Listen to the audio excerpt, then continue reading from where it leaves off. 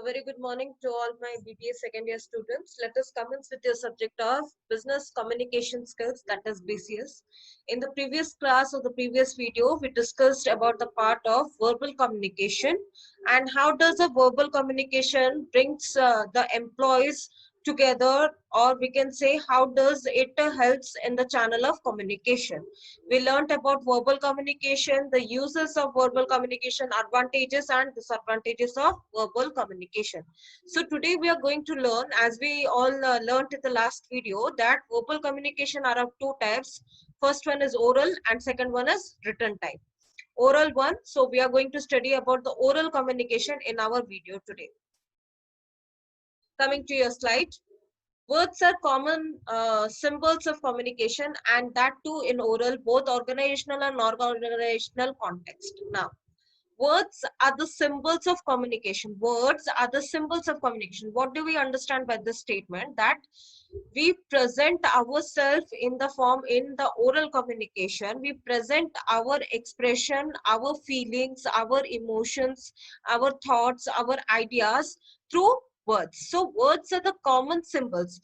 We present the words as symbols. We present the words as our symbols so that the other person to whom we are communicating is able to understand what point of view I am trying to present, both in a organizational and non-organizational context, means in a formal way, in a non-formal way. So in an organizational context, many employees spend more than 50% of their some form of oral communication. Now, oral communication is usually listening and speaking. Listening and speaking. So there is always a oral communication exist in the organization as well as the non-organizational context.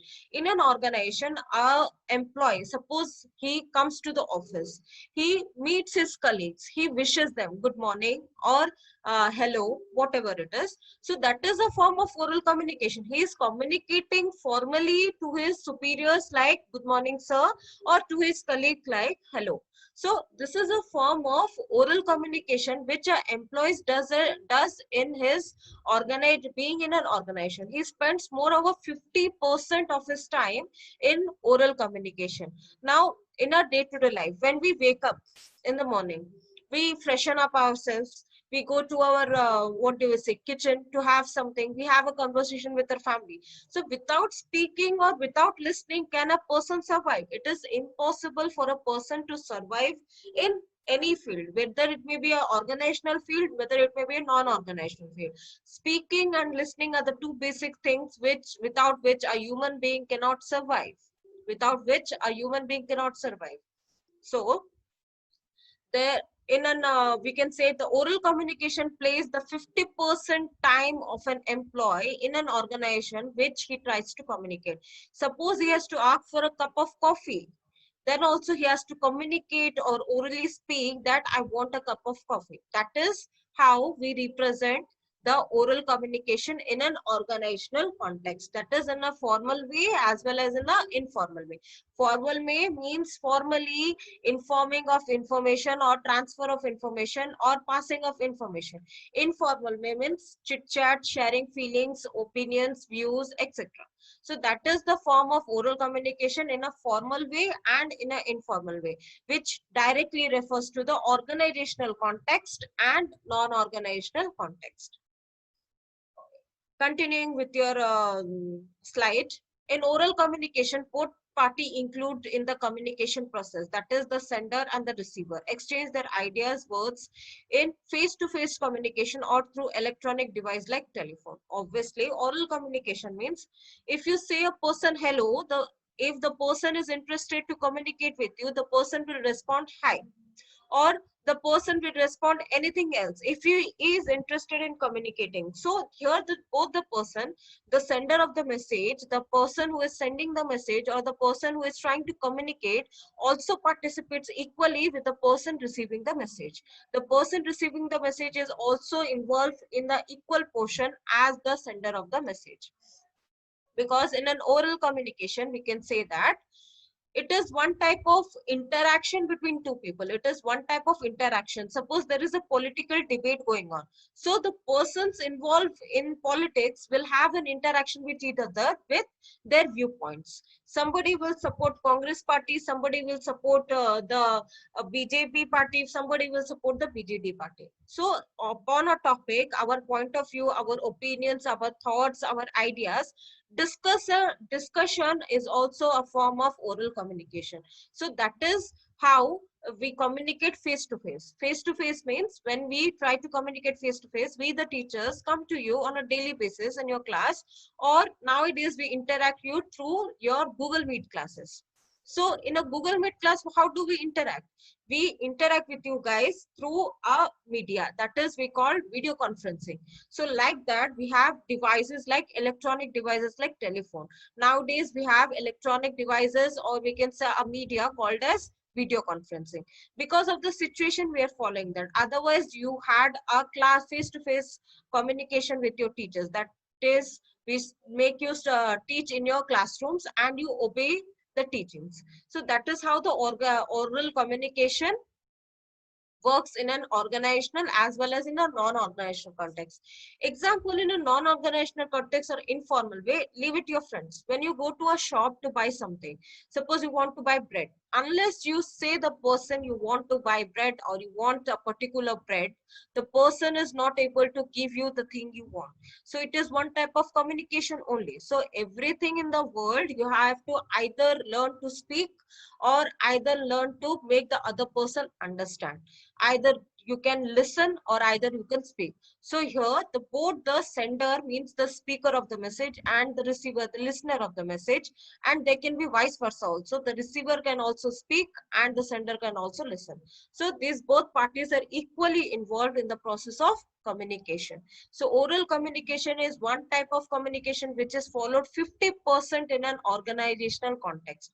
50% or the 50% of the time of an employee is spent in the form of oral communication. Moving forward, now let us learn what are the advantages of oral communication. Easy communication. Now, oral communication is the easiest one as it saves time, and cost involved is decoding the ideas into words. Obviously, if I have an idea in my mind, example, if you have given a task and I know have a better idea to perform a task, then what does it cost me? It costs me nothing, but just to express my ideas into words, just to express my ideas into words. That is the thought meaning or the thought process of the communication. The next is, it is time saving. Obviously, writing a letter, typing a letter and speaking a thing is different. So it saves times. Oral communication gradually saves times. If you will write to your 10 number of employees to do the particular task on a particular manner in a particular time, whereas you call a meeting of your 10 subordinates and you speak to them orally, within 15 minutes you will be completed. But written form, they have to understand it, they will come to you with your doubts. But in a form of oral communication, you can have an immediate feedback to your oral communication also. It can be used to send message instantly to the receiver. With the development of telephone facility, two or more persons can exchange their message orally even if in a distance places. Obviously, you live in your homes, we communicate you through your telephones, that is through video conferencing. So it is a way of communicating with two or more people. Thus, nowadays we have 100 of people in a Zoom application. It can afford 100 of persons in a video conference, 100 of persons in a video conference. That how the technology have developed in day to day. So oral communication has facilitated number of facilities which enables a person to easily communicate with each other. The second one is effective. Oral communication, particularly face-to-face communication, is very effective because possibilities of usage of gestures to empathize only a part of message through facial expression or the movement of body. Now, when you are speaking to a person face-to-face, this part is very expressive. This part is very expressive. Your body language, your tone, your eye expression, your eye contact, your lip movement, all it matters. So that is how face-to-face expression creates an effectiveness on the other person. You know, the have you heard about the motivational speakers? How do they work? Motivational speaker, it's a profession. Motivation, to motivate people, they speak, they do public speeches. So how do they work?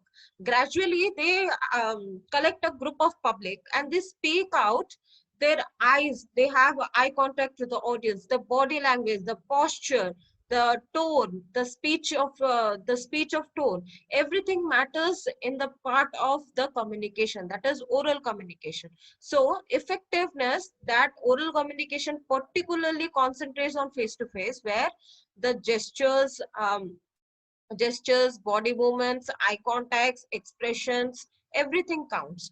If you're trying to if you're trying to speak out your mind and soul, then the best way to communicate is oral communication, because the other person will able to see your facial expression, your body language, your eye contact, everything. So this is an effective way of communicating rather than other way of communicating a message. The next is instant feedback. In oral communication, there is on instant feedback for the message transmitted. There are two oral communication is used. Feedback process an integral part of communication process. Now, if you are trying to communicate with your subordinate, or we are trying to communicate with you, if we can't communicate over a message, then you have a doubt, then you will give your feedback that, ma'am, this is possible, this is not possible. But instead, if we communicate over a video call orally, then you can instantly ask your doubts, clarify your doubts, give the instant feedback that this thing can be done possibly within this time, this thing can be done possibly within that time. So there is a difference between the two. So you have guys have given the presentation on marketing. So in the presentation of marketing, you can visually represent yourself, your thoughts, your opinions, your ideas, and you got an instant feedback from your teachers. Durga sir gave you the instant feedback. So that is an instant feedback. He did not say it afterwards calling you personally, but he said it on the video call. So you got an instant feedback on a video conferencing. That is the meaning of instant feedback in an oral communication. Next is facilities for oral informal communication. Informal organization also exists with a supplement the formal communication. In informal organization, this allow employees to communicate their feelings and views with not mentioned formally. Okay. Formal communication is different than informal. Informal, you can be friendly, there is no possibility that other person will judge you on your or you can say the other person will have some opinions upon you. But here in an informal, you can interact, you can share your feelings, you can feel lighter. You know, sharing is a thing. When you feel your what do you say, sorrow with other person, you feel lighter. So in that facility is provided by oral communication. It's facilitated for informal communication, that is among your friendly employees. Your superior can be also your friend, the person whom you are comfortable with, the person having your same mindset.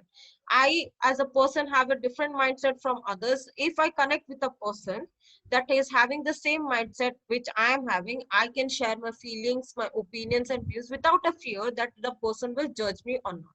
So that is all about the oral communication. It facilitates for the informal communication, which is more likely to be create a friendly environment in an organization. So we are studying now about the disadvantages of oral communication. Lack of proof. Oral communication has a significant demerit that it is no proof that it is being communicated through a normal circumstance. It will not affect the functioning of two parties involved, but it may affect in some situation. Communication will be required for future references. Now, being a superior authority, when you command something to be done, so it requires a proper proof that you have done a command, that particular task has to be completed in a particular time. When that particular proof is not available that you have communicated, it becomes a very problematic in some situations and in some cases also. Sorry guys, there was a technical problem in my video. So this is the, let us continue with the lack of proof. We are studying the disadvantages of oral communication. Oral communication has a significant demerit that it has no proof that it is being communicated through a normal circumstance. It may not affect the functioning of two parties involved, but it may affect the situation, communication, may be required for future references. Suppose you are a superior and you ordered your subordinate to do a particular task on a particular given time, and the task has not been completed. So you don't have the proof to just modify yourself that you have already given the particular task to your employee. So that is the thing. It will not affect the functioning of two parties, but it will affect in certain situation. It is very risky and it is very, what do you say, it is very unauthenticate, or it can say very dysfunctional, that it does not have any proof. Second thing is lack of authenticity. Sometimes oral communication may lack authenticity. This happens not in informal communication but also in formal communication. Oral orders may not be taken as seriously as compared to written orders. Obviously, when we say you the thing that wear proper uniform in your college, certainly many people, many students do not follow it, but when you're given a proper notice and it has been written on the notice board, then you follow it, because the written notice are taken more seriously than the oral one. Okay, so it has lot of authenticity. Seniority also, loss of seniority also. When a senior commands you anything, it in a oral form you take it casually, but when it is in a written form you take it more seriously.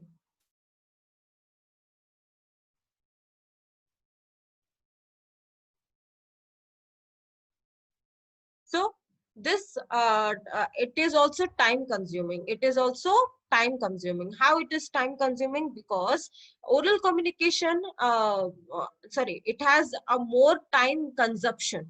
Okay, how it is more time consumption? Because in a oral communication you need to clarify everything. You have to speak with the perspective of the point of the sender. You have to explain everything, you have to expand everything, then you have to say the thing to your to the audience. So it takes a lot of time. If you're preparing for written communication, you have to give the guide manuals, that's enough. But in a oral communication, you have to make the person understand each and every individual thing by speaking. So it takes a lot of time.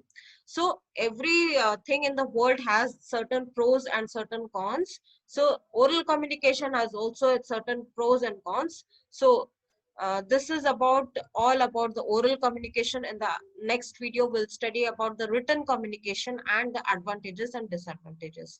That's all for today's video. Have a nice day.